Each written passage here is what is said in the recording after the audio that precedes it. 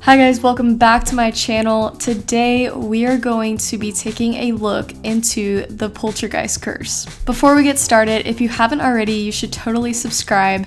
And if you like videos like this, leave a comment down below. Maybe leave a suggestion of a video idea that you have, and I will try to do it. Now, let's get on to the Poltergeist Curse.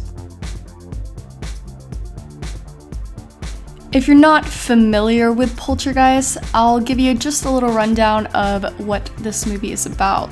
Poltergeist is a film that came out in 1982. The story focuses on the Freeling family who lives in a newly developed neighborhood in California. The house becomes haunted by ghosts or poltergeist. Their youngest daughter, Carol Ann, is taken by these spirits, demons, poltergeist, ghosts, whatever you want to call them, and the movie focuses on trying to rescue Carol Ann. So what is involved in the Poltergeist Curse? There have been quite a few deaths of cast members that have been very unusual, and that ultimately is what led to the Poltergeist Curse. The first ones I want to talk about is Dominique Dunne, who played Dana Freeling in the first Poltergeist movie. Dominique's life ended very shortly at the young age of 22, and unfortunately, she was actually murdered by her ex-boyfriend. Coincidentally and eerily enough, she was murdered the same year that Poltergeist came out. Dunne had actually ended her abusive relationship with her ex-boyfriend, John Sweeney, but on October 30th, 1982, he actually came around to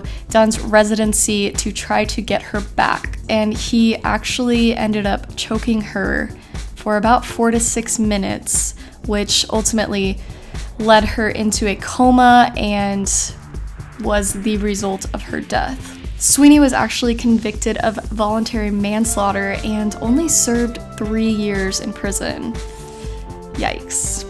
The next death in the Poltergeist Curse is unfortunately Heather O'Rourke, who played Carol Ann in the Poltergeist films. Her death was kind of unusual. She actually died from septic shock at the age of 12 in 1988. Before she went into septic shock, they actually thought she had the flu, but she went into cardiac arrest from bacterial toxins. This was a shock to many people who did not know her personally, but a year prior to her death, she was actually diagnosed with Crohn's disease, which is a lifelong small bowel disease, so it kind of all adds up. But unfortunately, she did pass, and it is super sad that she was just so young and she was a cute little girl. There were rumors surrounding her death because Poltergeist 3 actually hadn't come out yet when she passed away. So some say a double was used in that movie, but that was never confirmed.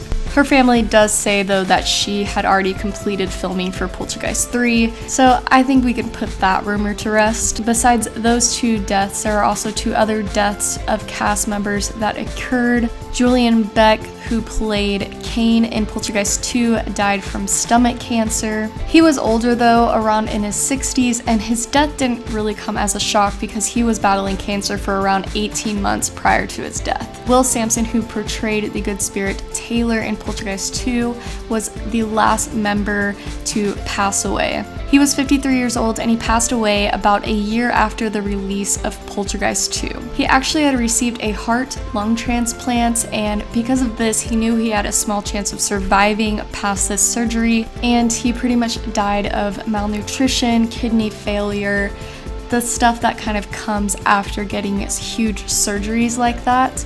So why is this movie cursed? Well, some believe that the skeletons used in this movie were actually real skeletons, which resulted in the sets being haunted. I mean, I don't know, anything can happen, but the fact that real skeletons were probably used in this film just makes watching those scenes a little more eerie. In all seriousness though, do I believe in the Poltergeist Curse?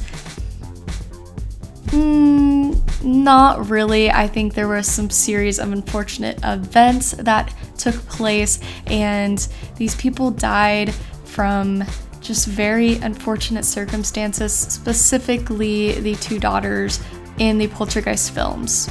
It is, though, very interesting to look into and just kind of read more about the history of these films. Let me know what you think of the Poltergeist Curse down in the comments below. What other curses have you heard of surrounding different movies? That's it for me today.